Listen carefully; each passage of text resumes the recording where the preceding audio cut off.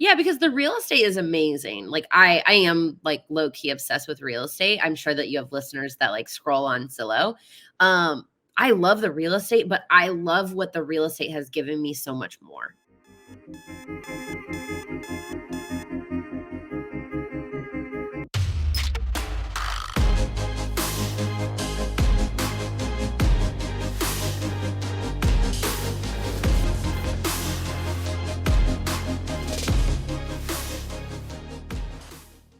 So, hello and welcome back to the Very Real Estate Effect podcast, a show dedicated to real estate investing everywhere in North America. And today, it is a pleasure and an honor to have my dear friend Sarah Weaver on the show. Hi, Sarah. Hey, Welcome.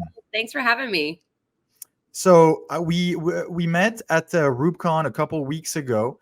We were there with Terry in St. Louis. It was a really fun conference. We had a few good conversations and really wanted to have you on the show and share your story. So here you are today. And before we get into it, I just want to remind everyone, thank you for sharing this episode with a friend who you think could benefit from this conversation. Our objective is to help as many real estate investors start and scale their portfolio. And sometimes just a golden nugget in a podcast can go a long way. So again, share this episode with a friend, send us some comments, some feedback, and I'm always looking for questions as I will get you some experts on the show for the next episode. So Sarah, first of all, how in the world did you get started in real estate investing? So I bought an owner-occupied property. The great thing about the United States is we love giving that low down payment option. So that very first house cost $217,000, 217, and they should have sold it to me though for 250, maybe even 255. So right away, my like very first deal, I wouldn't say it was a home run, but it was a good deal. And I bought that with 3% down. So quick math is that's about $7,000. And so I get asked all the time, like, Sarah, where did you come up with the capital? And I was like, well, I was 27 and I wouldn't say it was easy to have $7,000 in my bank account. But you worked. But that was it. That was important to me. And saving money was important. I was kind of one of those weird kids at university that like read Dave Ramsey and Susie Orman. And I just always knew that like, I like soft skills. I have a degree in journalism and international studies because I wanted to be an international journalist. And so I think I always knew that the soft skills would take you really far. So I picked up things like great communication, good budgeting, how to read a P&L, save money, and just those money skills I knew would come in handy, especially with a journalism degree. I never thought I'd be rich. So saving money and being able to budget your money was important. And those are absolutely great skills for anything that you do afterwards. I mean, budgeting should be taught in school, but we've all learned that the school system actually fails us. So we're not taught about money, not about planning, not about budgeting, not alone about savings or investing. Yeah, you have to be a weirdo and get like Susie Orman from the public library. Yeah, see, I admire how you call it weirdo. I just call it wise. I think you were wise to read these books earlier on. Well, I think so too. But you also, I think one thing that happens when you decide to pursue financial independence, especially through real estate investing, is you are weird. Like normal is, putting things on credit card, going into debt, buying the nice house, like moving to the big city. And that's normal. Like that's what we see on social media. It's definitely what we see on reality TV, but I think most of us are smart enough to know that's not reality. But you see it in your peer group. I mean, think of your friends from university that got a good job. So then guess what they did? They got a sick apartment and then they got a nice car and a beautiful girlfriend. And next thing you knew, you're like, wow, they're so lucky.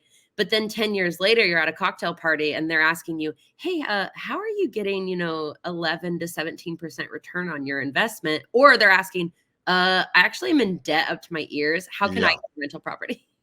And it's funny you say that because I find that's really the difference between the investor mindset and the consumer mindset. And I literally bring it down to this. And you're absolutely right. We have friends from university who now have just been great workers, great employees, and they consume. And as you said, this great lifestyle, the big car, and they just kind of put, so in Canada, the equivalent of the 401k is called the RRSP. And they stash their money in there at like 5% on like some bank mutual fund. That's really not making them anything after fees and inflation. And then yet we're the ones who may seem a little bit more frugal, but who 10 or 15 years later, all of a sudden is like, oh, you've got like quite a few good assets that are paid for by somebody else, and we're able to build this lifestyle. So I want to dive a little bit more into your story. So you started with this first house, and then okay, you put 7K down. Then okay, so let's say you're all in with your closing costs is like 10 or 11,000. What Yep. happened next? Yeah, so then I took the entire upstairs down to the studs and rebuilt it. And so I bought it. The house was a 3-bedroom, 1.5 bath. I knew that I could take that half bath and make it a full bath. So then it would at least be a 3-bedroom, 2-bath. But then we realized, oh, we could actually make it a 4th bedroom out of the attic space. Ooh. So that's exactly what I did. Put in a lot of sweat equity, like with my own hands. My dad is very handy. However, my parents don't have any money. And so I think what I always like to say is that you're likely dealt with a different, hand of cards. The cards that I was dealt was I'm a go-getter. I'm pretty brave because I think buying and doing a renovation is pretty brave. And it was Yeah. very helpful that my dad had construction knowledge. However, there was no money. So Mhm. you might be thinking, oh, I can't do this. I'm not handy. Well, no, you just probably have a different card in your deck that hopefully you had a lot more money than I had because I was making 47,000, which in the US is not a lot. I think like No. Canadian equivalent would probably be like closer to like 27, Mhm. just because we have so many things that come out of our paycheck after Yeah. taxes and all that Okay. lovely Well, so insurance. yeah, you think you have it hard in the US? So I started at 32,000, and by the like my take home was less than 30. Like yeah, I Yeah, totally so probably understand. so pretty equivalent. And so it Yeah. wasn't like I was rolling in the dough. So I Mhm. knew that I needed to put in some sweat equity and let it be known that that's the first and last time that I've done that. So all my other properties since then, I was like, I'm not doing that again. That was really No, hard. Like but the really. learning experience is gold. Oh, it was fun. Like, even though it was really frustrating, like I, built a different relationship with my dad. Like he went out of town one week and I used YouTube University to learn how to build these like built-in shelves. I even like went and bought my own nail gun because I couldn't find his and like learned how to use his air compressor. And I'm building this, these shelves. I'm like using caulking so that it looks really nice. And he came home or came over, I should say, to the rental property. And he was like, oh my What? God, who did you hire? And I was like, Yeah. I did this. And I think, Good I job. think my dad's very proud of me, but I think that was like the most proud I had ever seen him. And so moments like that, like I'll remember that forever. Mhm. Oh, And then no, those are now I never want to do it again. no, exactly. But because you went through it, you've learned, you know what it takes, you know what it costs, and you never want to do it again. So now this was years ago. If we fast forward now, what does your portfolio look like? And you're into a short-term rental. What is what's your portfolio?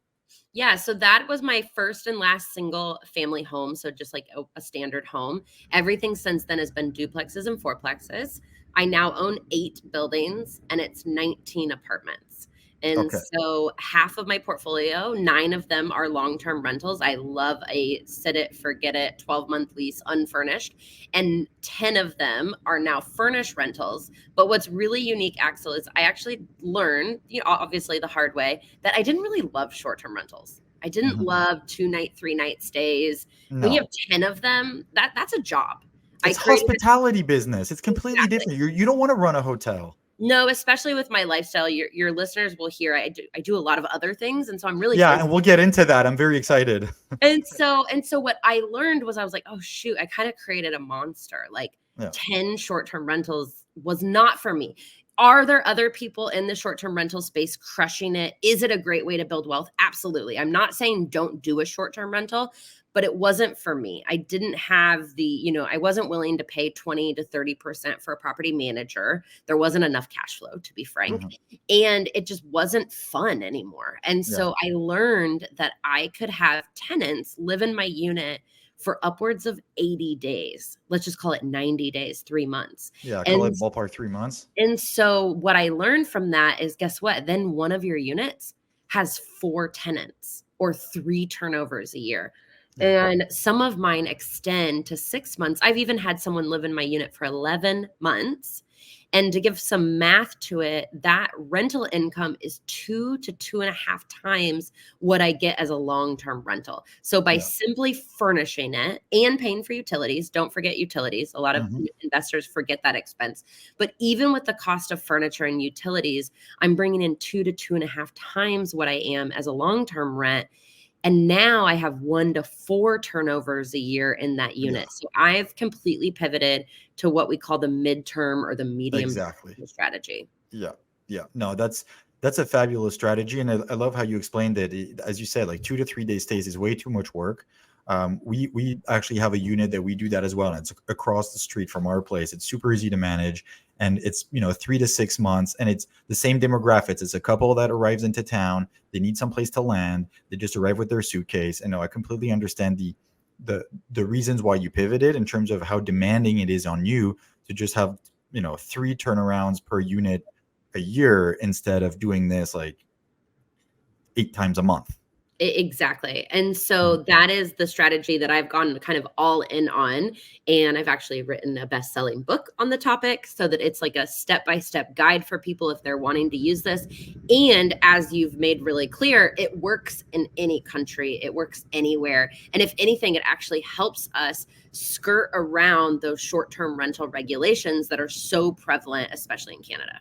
Yeah. Well, everywhere in the world now is cracking down. I was going Exactly. to say in Europe they are, in the Caribbean they are, in Canada they are, in the U.S. more and more cities now do not want this short-term stay because it removes long-term supply of housing in the housing crisis that we're all in. So now, what's Sarah up to? Because you love to travel. You talked about your early desire in life to be a journalist. Now, when we had conversations in St. Louis, you're also organizing trips and kind of fill us in on that.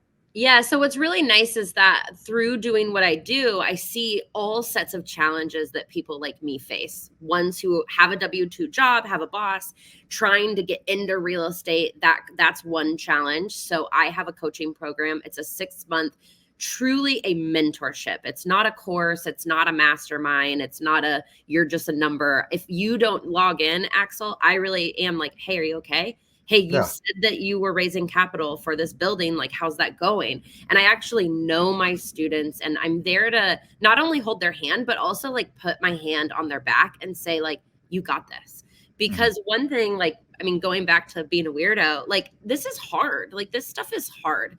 And you can be, really savvy with numbers, or maybe in my case, really good with people. So I'm good at the negotiating and getting the deal like acquired, but it's still scary because yeah, this is not monopoly. This is real life money. This is like, for me, it was my life savings, maybe not the 7,000 at the very beginning, but then I started buying more and more property. And now I'm investing hundreds of thousands of dollars, and it can be scary. And so the mentorship program is really my main focus. I spend like all my time, energy, and a lot of love on my students.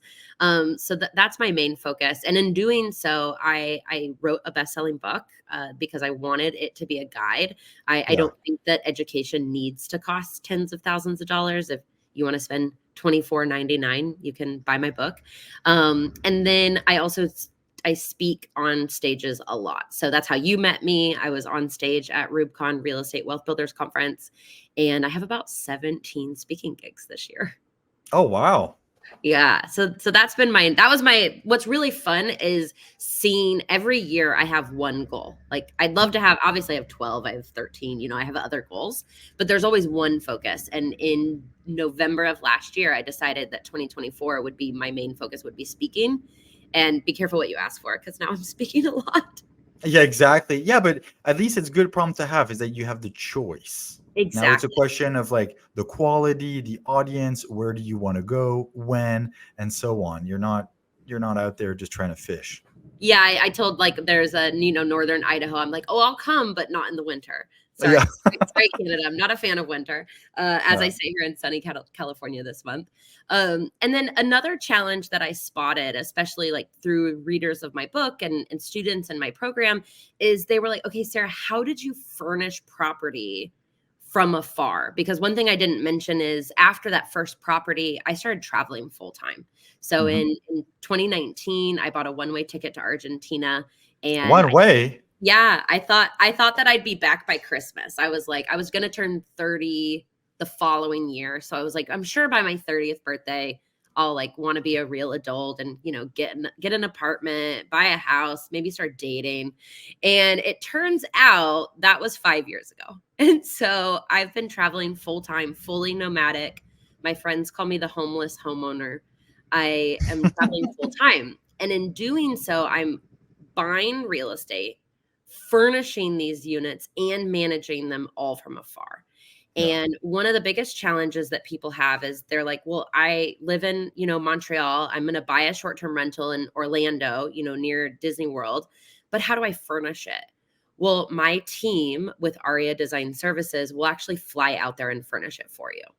Oh wow. Okay. I was gonna say either you have a property manager on site and they get everything and then they deliver, or how does that work? Okay.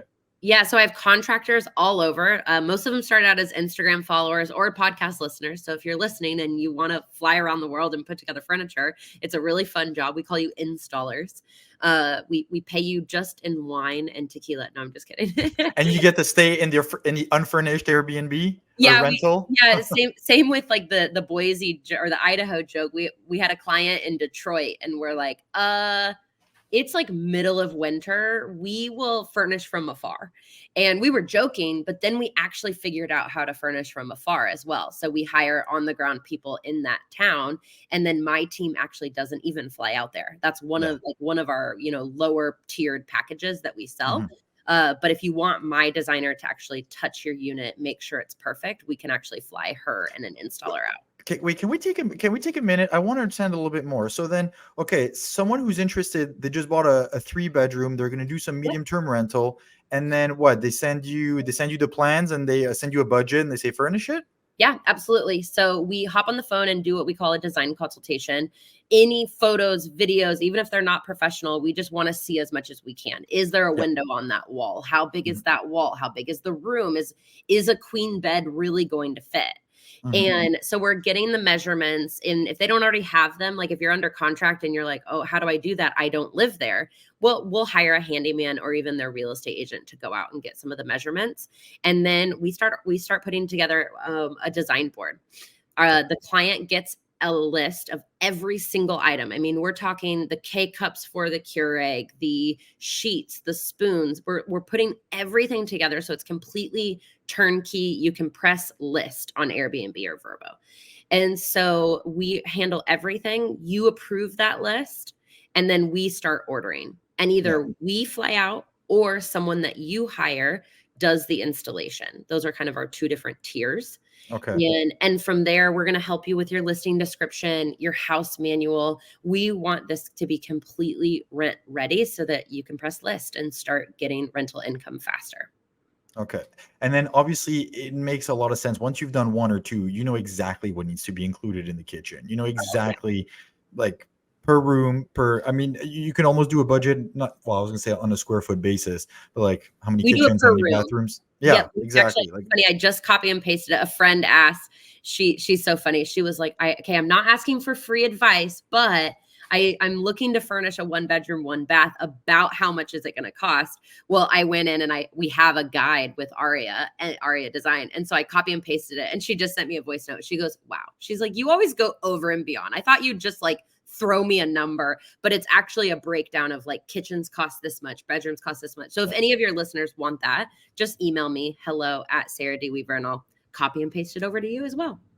beautiful. That's a great idea. And so is that one of the 3 or 4 businesses that you operate? What are the other ones? So the coaching, Aria Design, and then my third and final, which is always the most fun to talk about. It also just happens to be the least profitable. So let's only talk about But the most pleasureful. Yeah, exactly. Yeah. It's definitely a lifestyle business. So what I found is, I mean, we met at a conference, right? Mhm. And I think it was really clear that you, Terry, and I, we get it. We're the same kind of people. Like you're someone that I would want to grab a drink with after work or hang out with outside of a stuffy conference room. Yeah. And not to say that the conference that we attended was stuffy. I was the MC. I think it was pretty fun.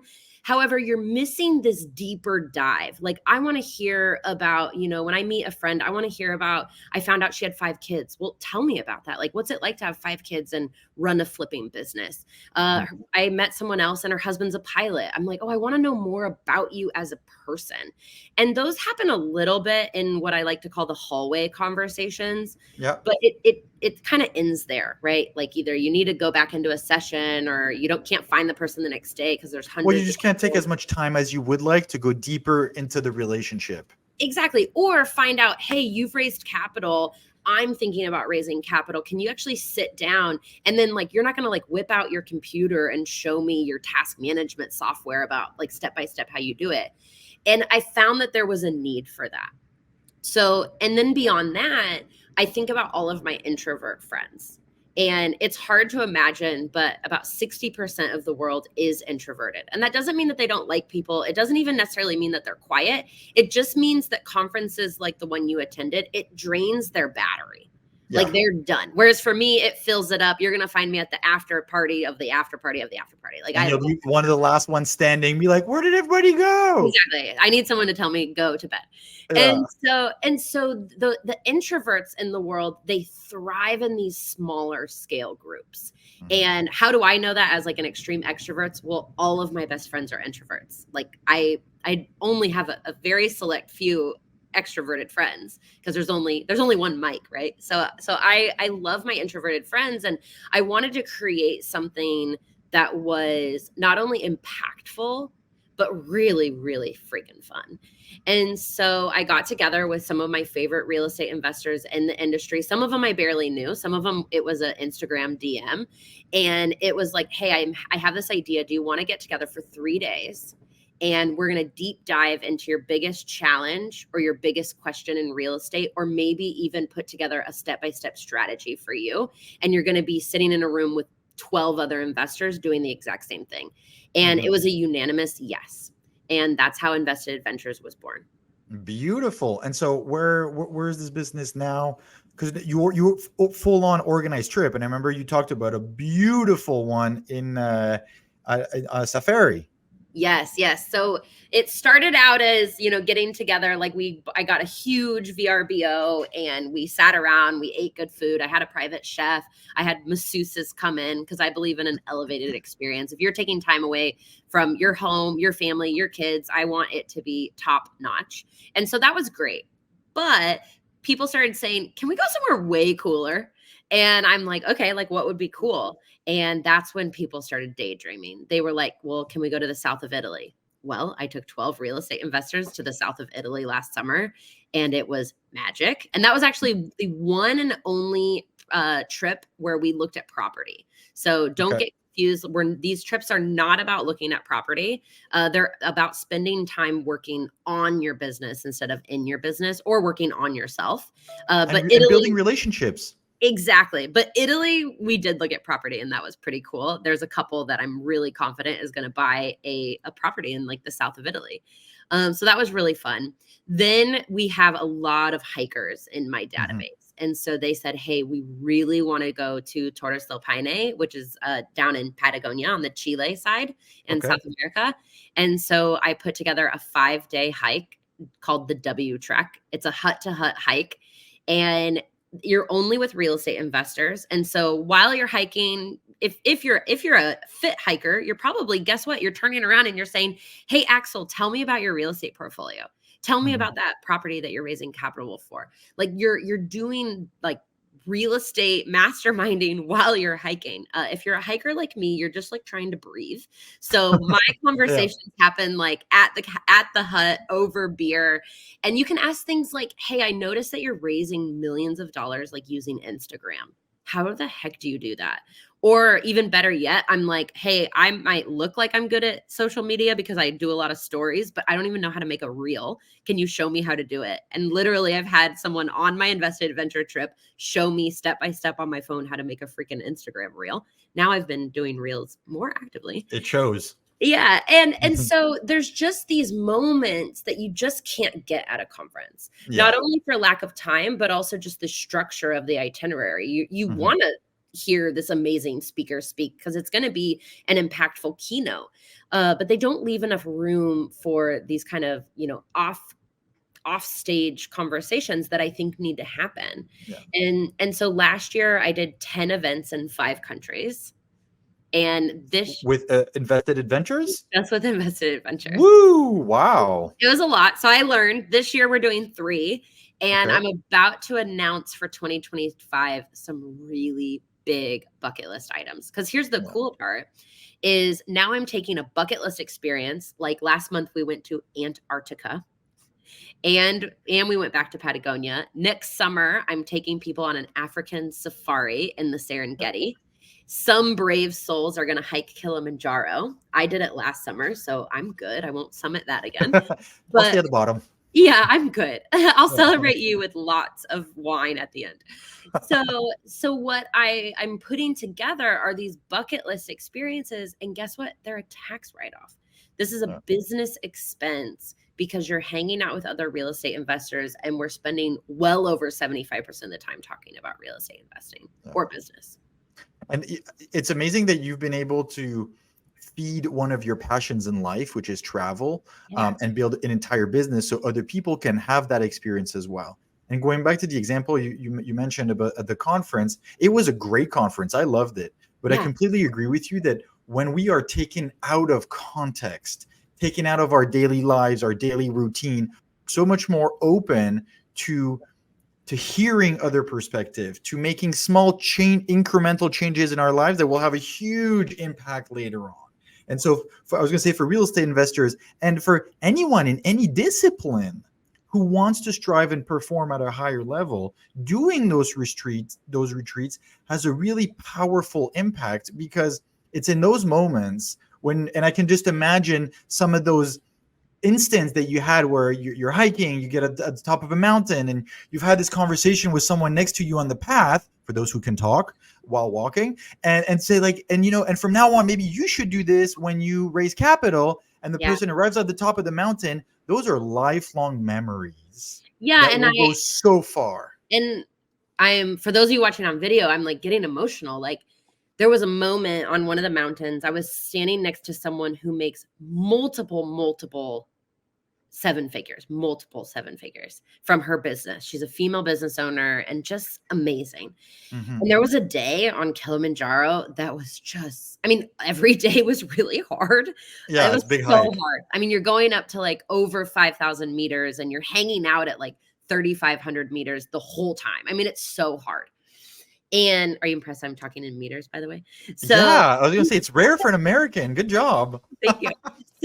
So every day was hard, and there was one day where I don't know exactly what was going on, if it was physical or if it was mental, but she was losing it. Like you could just see it. She was shutting down. And I put my hand on her shoulder really sternly, and I was like, "You've done way harder things." And it was you could see like a physical change from like her head to her toes. And she, I'm sure, said profanity. So I won't repeat exactly what she says, but she was like, absolutely, I have. Like, of course I have.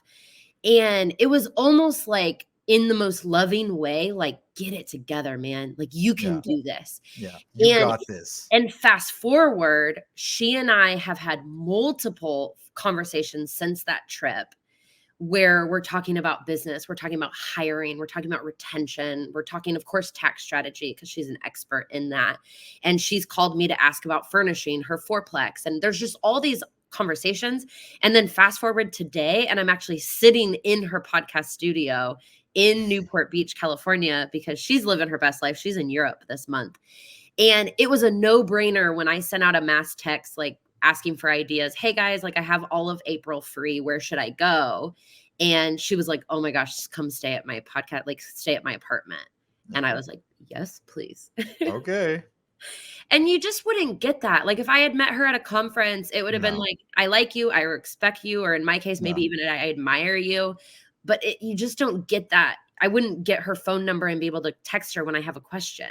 No, it's the depth of those relationships. And Mhm. me, I'll make a parallel. When I was younger, I did a lot of sailing. I've done like fairly long sailing trips, and I joke and say that, once you've gone through those hardships, once you've barfed and vomited next to the cook, you're best friends for life. And it may be a terrible analogy, but in hard moments like that, we build a bond that is indestructible. And now that friendship that you've built with her, well, as you said, now you're in her apartment in California, and you'll be in touch for the next 30 or 40 years, and you can help each other. And it's great that you've been able to mix both your business and your pleasure, because everybody gets to benefit. Yes. And I think that what's really important that people understand is you deserve to be in this room. I hear all the time from people that didn't sign up for one of my trips because they're like, oh, well, I'm not good enough. Oh, I Yeah, don't own enough I real. can't do this. Yeah. Yeah. And I'm just like, oh my gosh, if I could just bottle up the confidence that I've had and that I've gained through, the success of buying rental properties, that it actually works. But you guys, if you're listening to this, if you're spending your afternoon listening to a real estate podcast, guess what? You qualify. Like, you deserve to be in the room. And those are just limits that we impose on ourselves. After that, there's people who buy a duplex and feel extremely confident. There's people who bought 20 units and they still feel like they're beginners. Like, it's up to you. It's your perspective. And in a way, that's what those conversations are about. And I know in your show you say as well, like, you just want to empower and help people achieve what is it that they want to do. Just like I want to give people the confidence that they can invest in real estate too, because it had a big impact in our lives with my wife, and we just wish it on everybody else. Absolutely. Sarah, I really like this episode because it's actually been fairly different in terms of not very real estate focused, but just more life focused. And I really appreciate that, and I'm grateful for it. Yeah, because the real estate is amazing. Like, I am like low key obsessed with real estate. I'm sure that you have listeners that like scroll on Zillow. I love the real estate, but I love what the real estate has given me so much more. Like the ability to sit with someone who's, just been destroyed by like a heartbreak or a divorce, and say, hey, let me help you like rebuild your finances. Let's get you into a house. Let's rent out a portion of it. So whether that's, actually sectioning off a place or going through the tough times of having a roommate or a housemate, I think you guys say, and figuring out that you can create income from your property. Then the moment that you can, I want you to move out of that house and move into something that you're really comfortable living in, and turn that first house into a rental. And I've been able to sit with countless individuals, single and divorced, and, all ages. That's the other thing. I think a lot of people think having a roommate is for 20 somethings. But I have a 57-year-old that hiked Kilimanjaro with me. Oh my gosh, she's like in better shape than any of us. Oh, yeah. And I convinced her to rent out a room in her place. And it went so well that she actually decided to move out completely and rent out multiple rooms in her home. And now she's a little bit of a digital nomad. She just spent a month in Guatemala because I'm low-key obsessed with Guatemala and talk about it all the time. She met another real estate investing couple who live in Guatemala, and she just spent a month there. And so you also never know. I love what you said at the beginning. Like, there could be a golden nugget in a podcast that you like hold on to and then you actually take action on. It's the same thing with these trips. You never know what it's going to spark in you. I've had people come on a trip or join my coaching program and then go under contract like a few days later. Oh, yeah. And they've been wanting to do this for 2 years. And then within a week, oh my God, the financing is lined up. They have a deal under contract. Like, boom. They just needed a kick in the butt. Exactly. And I'm more than happy to kick you guys, because I really, really think that this is possible for anyone that's brave enough to just say, okay, I'm going to figure it out. And so if anyone is interested in learning more about you, first of all, what is the best way to get in touch, and where can they get your book? Yeah, the best place to get in touch is Instagram or my website. Both are Sarah D. Weaver. So SarahDWeaver.com or Sarah D. Weaver on Instagram. And then you can pick up my book at the Bigger Pockets bookstore or on Amazon. You got published by Bigger Pockets. I'm so proud of you, Sarah. Thank you. Thank you. It was really intentional. Like, I went to a goal setting retreat not very long ago, and I leaned over to the like 25-year-old that was sitting next to me. He's now a very dear friend. And I said, I just don't feel like I'm living up to my potential. And admittedly, we were both very hungover. And he was Clearly. well, what's your potential? Like, what would that look Yeah. like? And I just sat there and put pen to paper and I wrote out about 35 bullet points. And you know what's amazing is almost all of them have come true. Yeah. Because I realized, wow, this is important to me. I didn't know that, being a guest on a Bigger Pockets podcast was important to me. I didn't know that being a published author was important to me. But now that I know that it is, I can't wake up another day and not go full on after my goals because I know it's important to me now. Yeah. Wow. Thank you very much, Sarah. It's been a real pleasure to have you on today. For anyone who's interested, who even got slightly motivated by Sarah here, please go and follow her. You'll learn tons. Get in touch, and we need more people like you spreading the good word, because real estate investing is a fabulous tool to reach financial freedom. It really is, and it's easier than you think, you guys. You really can do this. Yeah. The biggest limits are usually in between our 2 ears. Absolutely. On this wonderful note, thank you everyone for listening up to this point. Again, share this episode with a friend who could benefit from Sarah's wisdom. And I will talk to you next week. And in the meantime, as usual, keep researching your market, keep making offers. Thank you, and talk to you next week.